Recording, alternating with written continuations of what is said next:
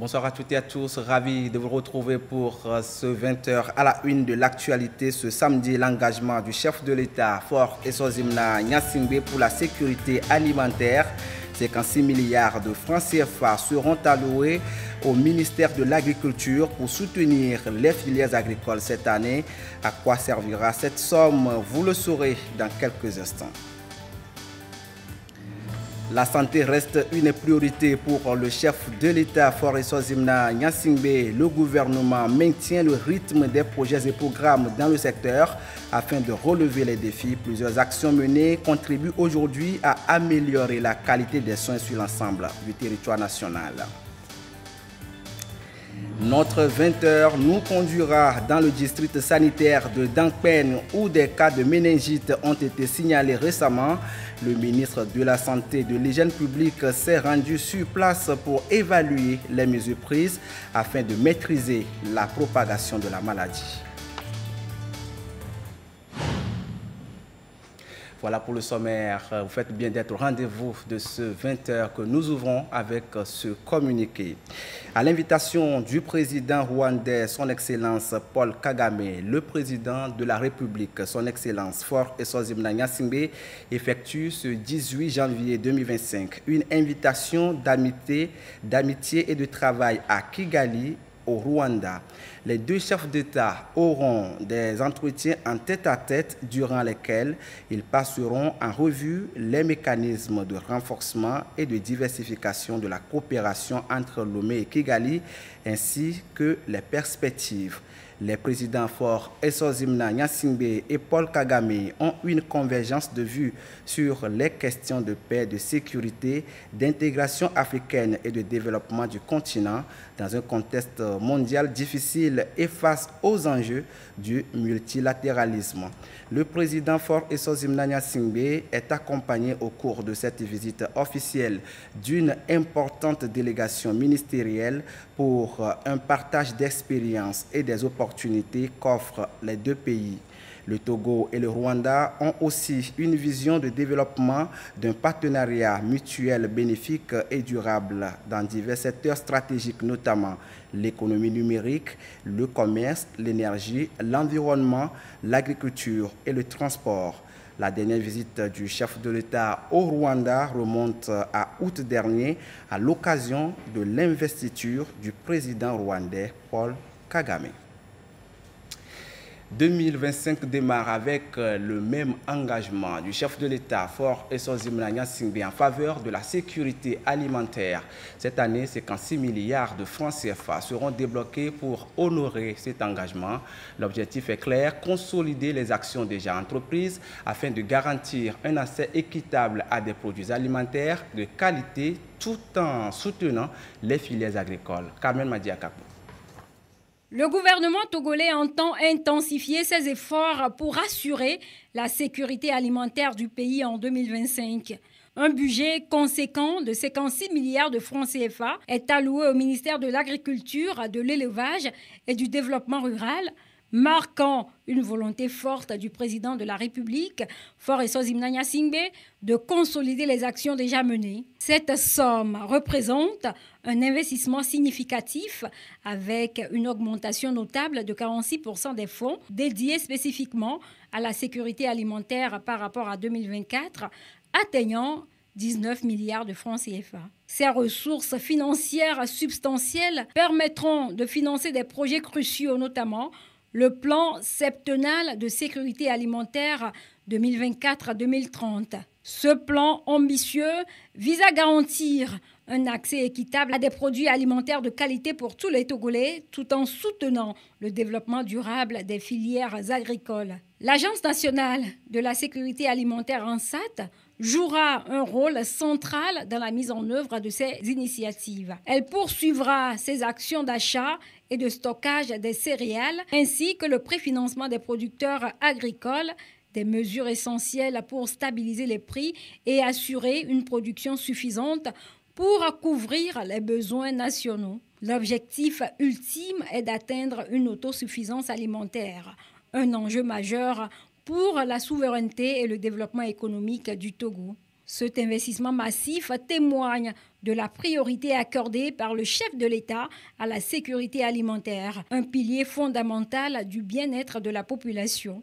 Les prochaines années seront déterminantes pour évaluer l'impact de ces mesures et leur contribution à la réalisation de cet objectif ambitieux. Les actions du chef de l'État, Faure Essozim Singbe, dans le secteur de la santé également ne cessent de se renforcer. Un important financement est alloué donc aux équipements médicaux. Le gouvernement a maintenu le rythme de la construction et de la réhabilitation des infrastructures sanitaires sur l'ensemble du territoire national. En plus de ces efforts, la mise en œuvre de plusieurs projets et programmes permettent aujourd'hui d'améliorer la qualité de la santé sur l'ensemble du territoire national. On fait le point avec Uri Chamega. 1er janvier 2024, le Togo marque un tournant décisif dans son ambition première d'amélioration des services de santé des populations. Un tournant décisif illustré par l'entrée en vigueur de l'AMU, l'assurance maladie universelle. Une vision audacieuse portée par le chef de l'État, Faure Essozim Singbe, qui fait du bien-être de chaque citoyen une priorité dans l'exécution des projets et programmes de la feuille de route gouvernementale Togo 2025. À ce jour, l'AMU couvre déjà plus de 900 000 personnes à travers le territoire national. In fine, il devrait permettre que 60% des Togolais soient couverts d'ici cette année 2025 et 100% de couverture à l'horizon 2030. Cette mesure sociale est pilotée par la Caisse nationale de sécurité sociale, CNSS, et l'Institut national d'assurance maladie, INAM, pour s'assurer de sa mise en œuvre efficace et au bénéfice d'un secteur de santé qui réponde aux défis de l'heure.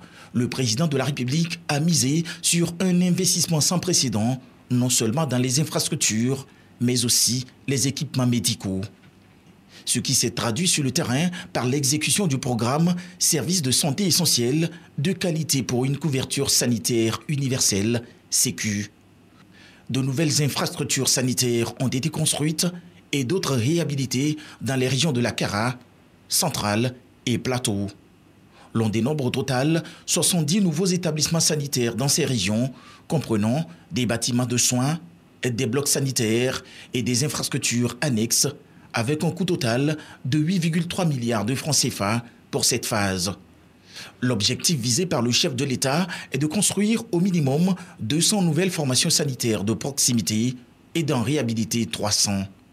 À cette politique infrastructurelle s'ajoute celle de dotation des formations sanitaires en équipements médicaux de pointe. Le chef de l'État a également répondu à cette urgence au cours de l'année 2024 avec l'acquisition d'importants lots de matériels médicaux pour l'ensemble des centres de santé du pays. Plus de 700 lits d'hospitalisation, dont des modèles mécaniques et électriques, des lits et tables d'accouchement, du matériel de laboratoire, des appareils bureautiques ainsi que des ambulances médicalisées ont été mis à disposition de 160 hôpitaux sur le territoire national. Un investissement de près de 20 milliards francs CFA qui consiste à moderniser les infrastructures existantes et renforcer les capacités d'accueil des hôpitaux dans le pays. Ce dynamisme du secteur de la santé s'est également illustré par les avancées significatives du programme Wezu dédié aux femmes enceintes et aux nouveau-nés.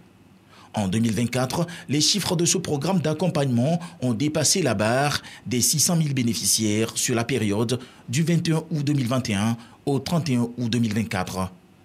Le nombre total de femmes enceintes enrôlées par le réseau s'élève à 606 009, tandis que le nombre total de consultations prénatales réalisées est de 600 000 et le nombre total d'accouchements est d'environ 357 758. En plus des accouchements assistés, le programme a élargi son panier de soins, intégrant des services tels que l'échographie obstétrique et les analyses sanguines, en vue de garantir une meilleure prise en charge des femmes durant leur grossesse. Au total, près de 3,2 millions de prestations ont été effectuées sur fond de hausse du nombre de consultations prénatales et du taux d'accouchement assisté. Ces réalisations dans le secteur de la santé sur les 12 derniers mois confirment une fois encore l'engagement inébranlable du président de la République, Faure Essozim Singbe, à construire un système de santé inclusif et résilient répondant aux besoins des personnes les plus vulnérables. Direction Kara, où des cas de méningite ont été signalés ces derniers jours dans le district sanitaire de Dankpen. Face à cette situation préoccupante, des mesures urgentes ont été prises pour endiguer la maladie. Le ministre de la Santé et de l'Hygiène publique s'est rendu à Namon, l'épicentre de l'épidémie, afin d'évaluer le dispositif sanitaire mis en place. Nestor Mouzo. Lorsque les premiers cas de méningite ont été décelés à Namon, le ministère de la Santé n'a pas tardé à mettre en branle le dispositif de riposte. Les cas enregistrés sont pris en charge au centre médico-social de Namon. Les agents de la santé déployés ont tout le nécessaire pour s'occuper des malades. Si quelqu'un arrive, dès que nous l'examinons, que nous pensons que c'est un cas suspect de méningite, nous allons faire ce que nous appelons la ponction lombaire. Cette ponction lombaire nous permet d'aller faire l'analyse rapidement. Donc en 2 ou 3 heures, nous avons le premier résultat qui nous permet de dire voilà, c'est un microbe qui donne cette maladie. Nous mettons rapidement le traitement. Nous avons tout ce qu'il faut pour prendre en charge les cas, du ceftriaxone, des solutés, tout est là. Et puis lorsque nous faisons ce premier test après, nous l'envoyons donc au CHU Kara et à l'INH pour la confirmation. Mais en attendant, la prise en charge continue. Nous avons à peu près 18 personnes qui ont déjà reçu donc, de ponction lombaire et le traitement continue. Ces personnes se portent en tout cas très bien. Ceux qui se sont rendus dès les premiers signes en consultation récupèrent bien. C'est le cas de cet enfant. Sa maman se réjouit de la réaction rapide du ministère de la Santé pour sauver les malades. Quand il est revenu de l'école, il avait le corps chaud et les maux de tête. Quand je lui ai amené, ils ont constaté que c'est méningite et on lui a prescrit. Par la grâce de Dieu et par le comité, ils ont sauvé mon enfant. Je remercie vraiment le comité, le président de la République qui a pensé à nous pour sauver nos enfants. En effectuant le déplacement au CMS de Namon, le ministre de la Santé et de l'Hygiène publique a voulu se rendre compte de la situation et réconforter les malades. Nous sommes en situation d'épidémie de méningite dans le district de Dankpen. Et depuis quelques jours, une mobilisation est faite autour de la riposte contre cette épidémie. C'était tout à fait judicieux que nous venons apporter tout le soutien du gouvernement à cette forte mobilisation qui est faite au niveau de l'équipe médicale pour rapidement contenir ou juguler cette épidémie. Le chef de l'État, bien sûr, a donné des orientations pour que tous les moyens soient mis à disposition pour une meilleure riposte de cette épidémie.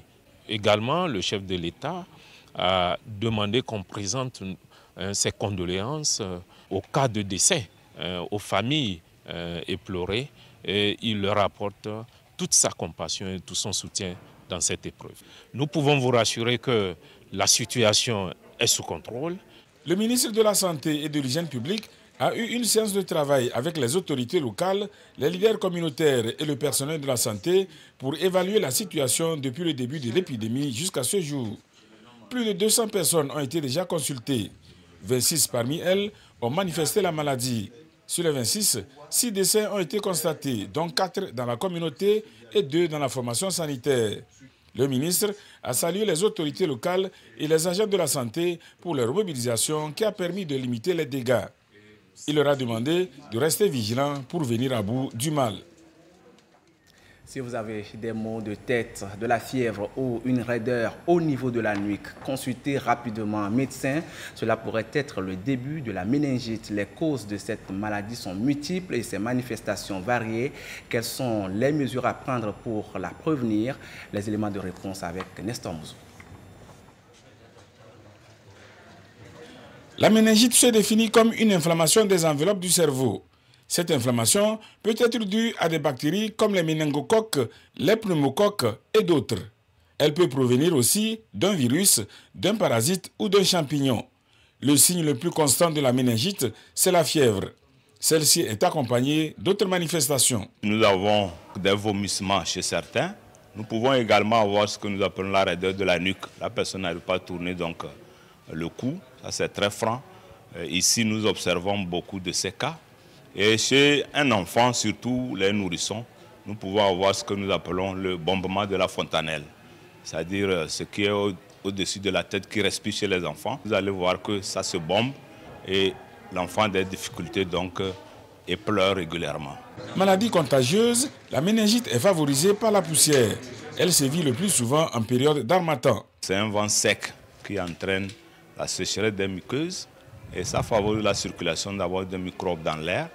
Et lorsque ces microbes sont dans la bouche, ce que nous appelons l'oropharynx, ils sont là, ils attendent. Lorsqu'il y a de petites fissures, ils peuvent passer donc dans le sang et amener la maladie.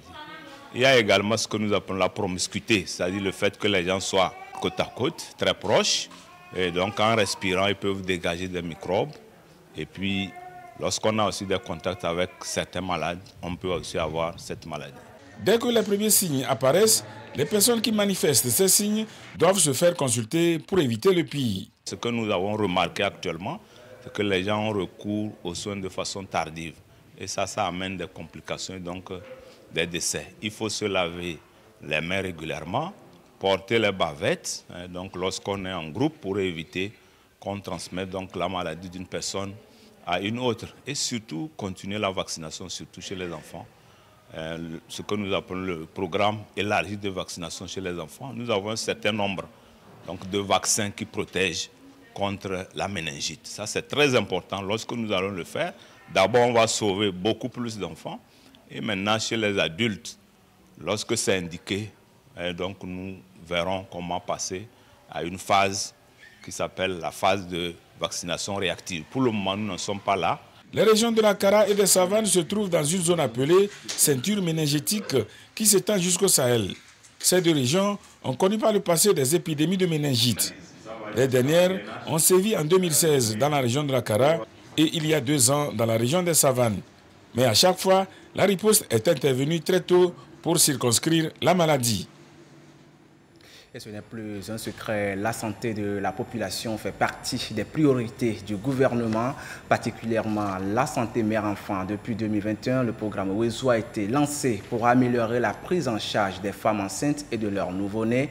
Le ministre de l'accès universel aux soins était en visite dans plusieurs formations sanitaires des plateaux ouest pour suivre la mise en œuvre de ce programme présidentiel. Siver Abdou. Environ 699 formations sanitaires, dont 21 formations sanitaires confessionnelles, sont engagées dans la mise en œuvre du programme Wezo, cet ambitieux programme du chef de l'État, Foreso Zimna Nyansingbe. Dans ces formations sanitaires, le programme démarré il y a 3 ans marche bien. En 2024, nous avons eu à réaliser 107 consultations prénatales 1, dont 101 femmes ont bénéficié du programme Wezo. Parlant de l'accouchement, sur les 89 accouchements que nous avons eu à réaliser, 87 femmes ont été enregistrées selon le programme Wezo. Quand elle vient, au lieu qu'elle paie la CPN à 1500, elle paie 500. Les comprimés, les analyses, des tests d'urine jusqu'aux échographies, jusqu'à 2 échographies, tout est gratuit. Et c'est ce que nous appliquons aussi à Gavé. Ce programme d'accompagnement des femmes enceintes a démarré en 2021.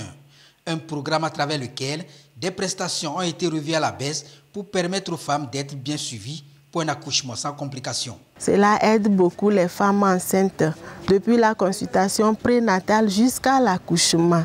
Nous tenons sincèrement à dire merci. La mise en œuvre du programme Wezo a permis à ce que les centres soient bien fréquentés. Avec la venue du programme Wezo, on note de moins en moins les accouchements à domicile et la fréquentation a considérablement augmenté. Nous remercions sincèrement le chef de l'État et son gouvernement qui, grâce à Wezo, nous suit avec des coûts réduits sur toutes nos dépenses.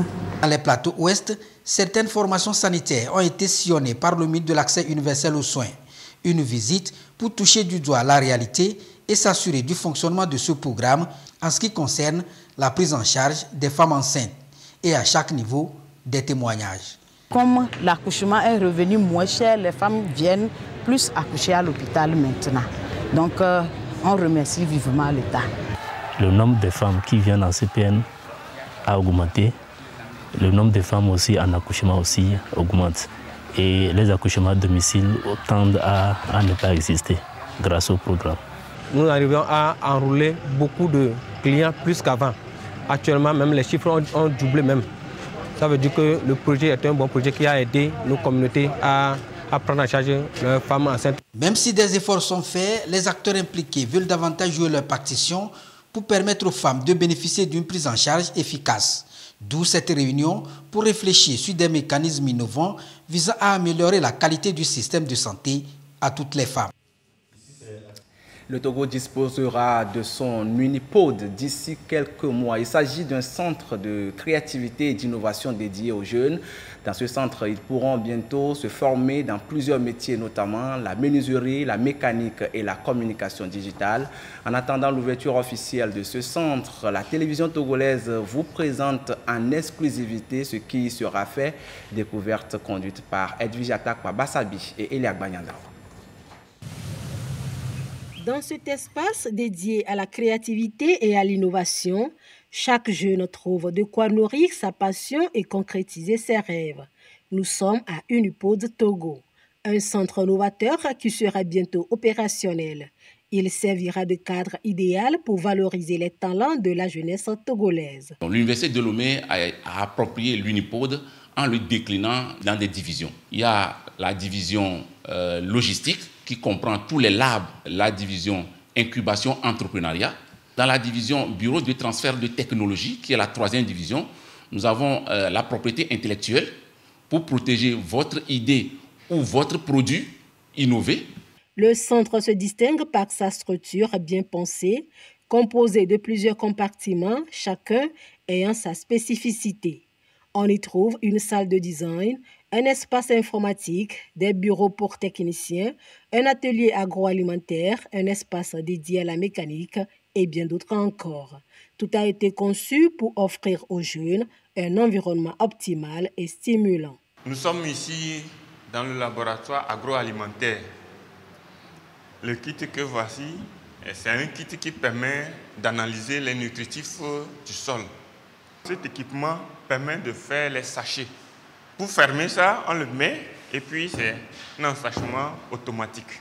Cette machine, c'est une machine à commande numérique qui permet de faire de l'impression sur bois.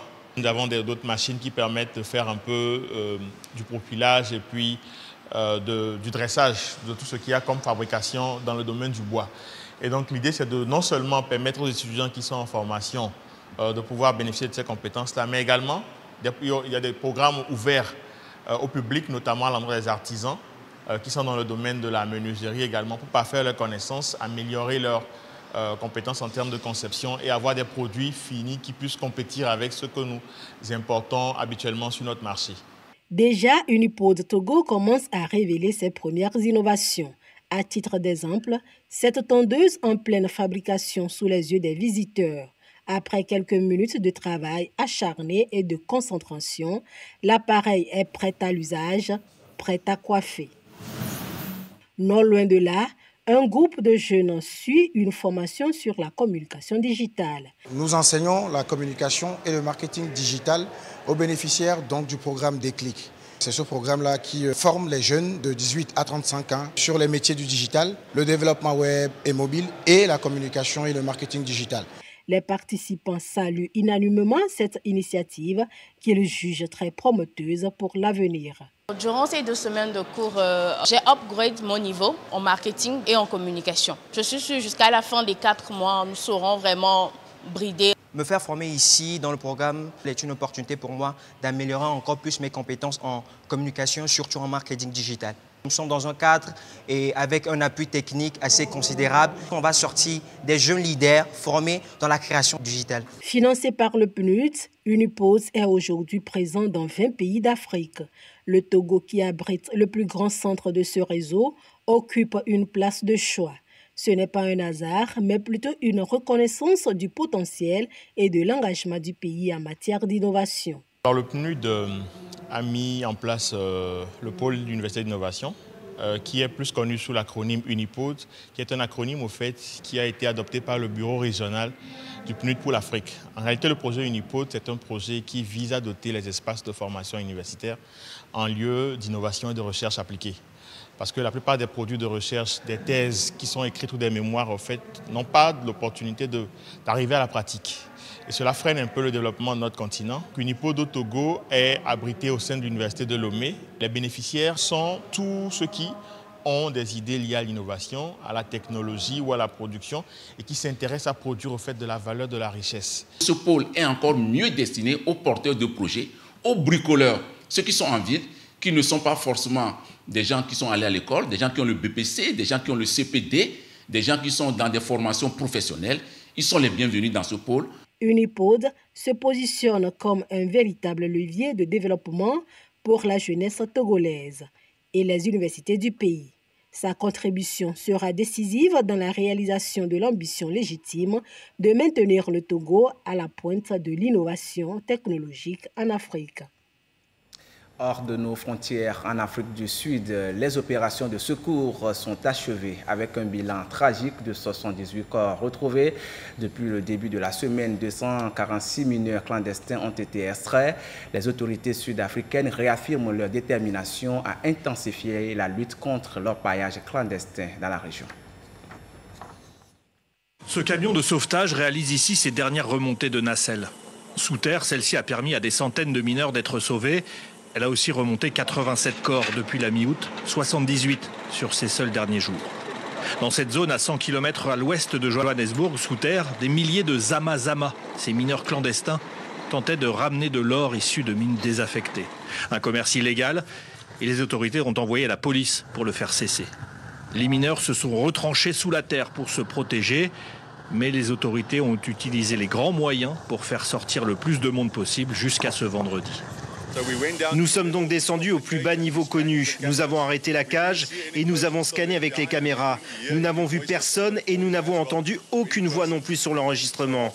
Après cela, nous avons donc décidé de descendre la cage encore plus bas dans le puits, jusqu'à environ 2200 mètres, où nous sommes arrivés à un niveau où il y avait de l'eau. Nous n'avons pu détecter aucune personne ni aucun mouvement. Ces mineurs illégaux avaient peur de sortir et d'être arrêtés. C'est le sort réservé aux survivants. Sur cette image, un homme visiblement affaibli est conduit dans l'ambulance. La plupart des mineurs viennent du Mozambique, mais aussi du Zimbabwe. Les autorités avaient décidé il y a 2 mois de réduire les ravitaillements en eau et en nourriture. Cette histoire a entraîné un suivi médiatique important et les visites régulières de ministres et hommes d'État. Les villageois et organisations locales ont dénoncé un massacre orchestré. Ces ministres sont ici sur le lieu de leur crime. Des centaines de mineurs sont morts sous terre. Nous sommes ici pour porter une accusation. Et c'est une accusation de meurtre de masse de ces mineurs. Ceux qui en sont sortis vivants souffraient de forte déshydratation sans que cela n'émeuve le ministre en charge des minerais. Il s'agit d'une activité criminelle. Il s'agit d'une attaque contre notre économie par des ressortissants étrangers. Merci. Les mineurs sont passés au scanner pour vérifier qu'ils ne remontaient pas de pépites d'or. Le bilan de la police fait état de 1900 personnes appréhendées et de 87 morts. Et après 15 mois de guerre, Israël et le Hamas s'accordent sur une trêve. Le jour J marquant l'entrée en vigueur du plan de trêve entre les deux parties est fixé à demain dimanche. Le plan comprend 3 phases successives.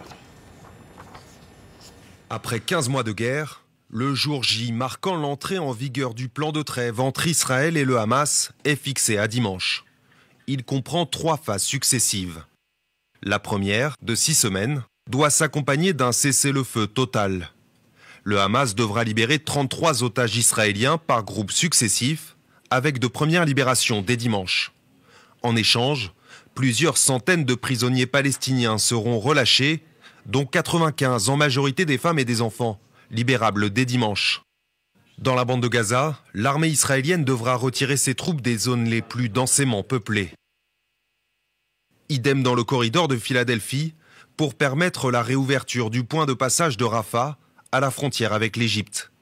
Les déplacés palestiniens seront autorisés à revenir dans le nord de l'enclave, les blessés à se rendre à l'étranger pour recevoir des soins.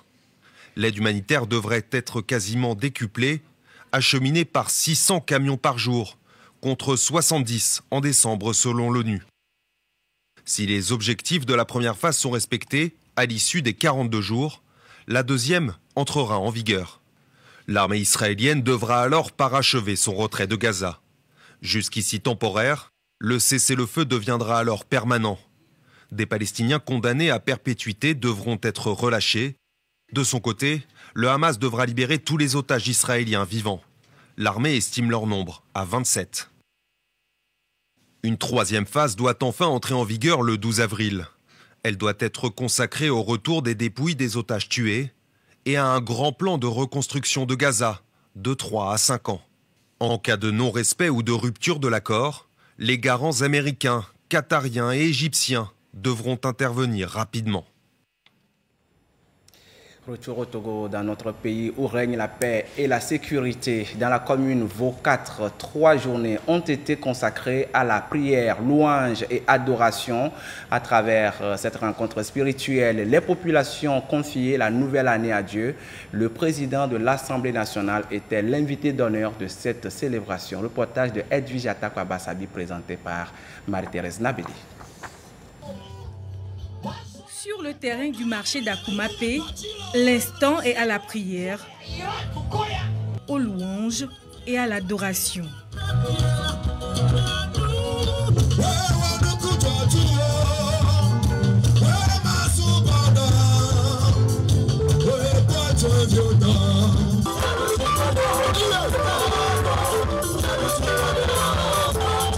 Pendant 3 jours, le concert n'a laissé indifférent aucun fidèle de la localité.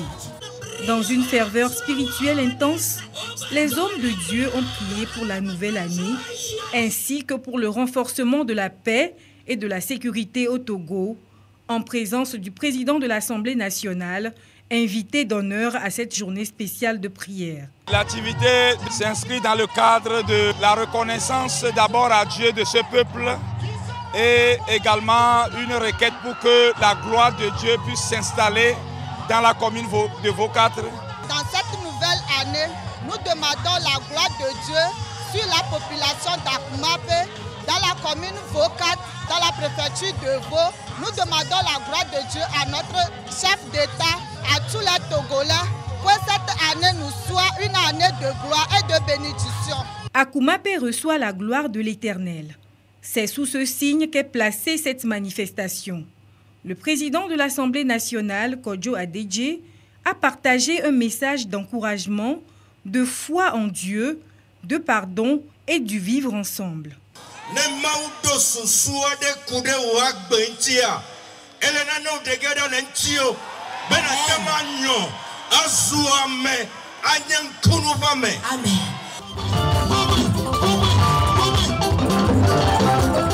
Prière, louange et adoration pour implorer la grâce divine sur les habitants et sur l'ensemble du pays.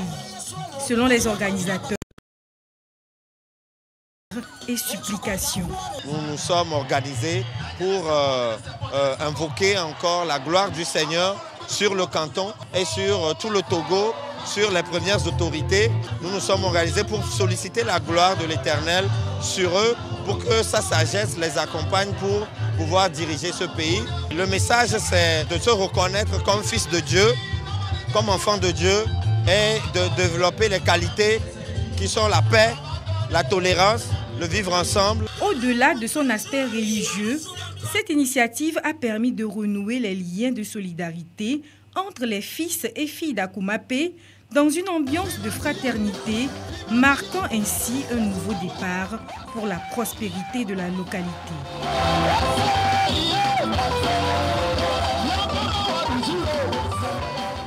Et c'est sur cette belle ambiance que se referme cette édition. Merci à vous qui l'avez suivi un peu partout en direct sur la télévision togolaise. Restez avec nous car le meilleur, c'est ici.